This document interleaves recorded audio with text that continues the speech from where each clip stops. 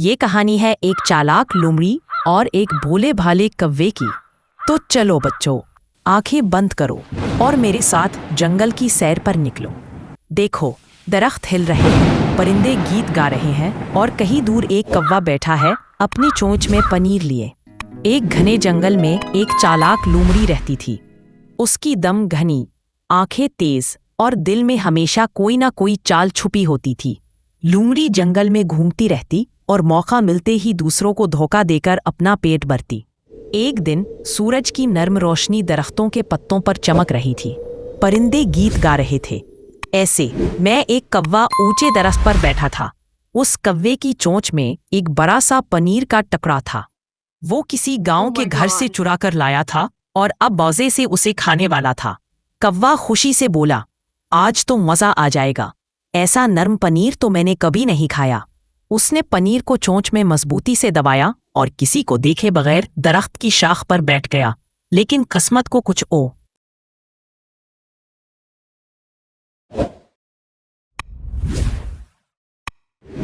और ही मंजूर था। लोमड़ी वहां से गुजर रही थी। उसने ऊपर देखा और कौवे की चोंच में पनीर चमकते देखा। लोमड़ी की आंखों में लालच की चमक आई। आहा, कितना मजेदार टुकड़ा है! अगर ये मेरे हाथ लग जाए तो पूरे दिन का खाना तैयार हो जाए। वो दरख्त के नीचे आकर रुकी और बड़ी नरमी से बोली, अस्सलामु अलैकुम मोहतरम कौवा साहब। पुलू ने नीचे देखा, फिर खामोश हो गया। उसने सोचा, ये लोमड़ी बड़ी चालाक है, कहीं कोई चक्कर तो नहीं। लोमड़ी ने बात जारी रखी, अरे क्या बात है, आज तो आपकी खूबसूरती देखकर दिल खुश हो गया। आपके काले पर ऐसे चमक रहे हैं जैसे आसमान पर रात के तारे, और वो चोंच, सुभान अल्लाह, कैसी चमक रही है। सैलू अंदर से खुश होने लगा। उसने दिल में सोचा, तारीफ तो अच्छी कर रही है, लेकिन पनीर नहीं गिनवाना। लोमड़ी जानती थी कि तारीफ से अक्सर लोग फंस जाते हैं। उसने और भी मीठी आवाज में कहा, मैंने सुना है आपकी आवाज तो सारी दुनिया में सबसे प्यारी है, क्या आप मेरे लिए एक गाना नहीं गा सकते? ये सुनकर कौवे का गरूर जाग उठा। नहीं सोचा, अगर मैंने अपनी आवाज दिखा दी तो ये यकीनन मेरा मुदाह बन जाएगी। कौवे ने पनीर को चोंच में दबाए दबाए ही कुछ बोलने की कोशिश की, मगर आवाज साफ नहीं निकली।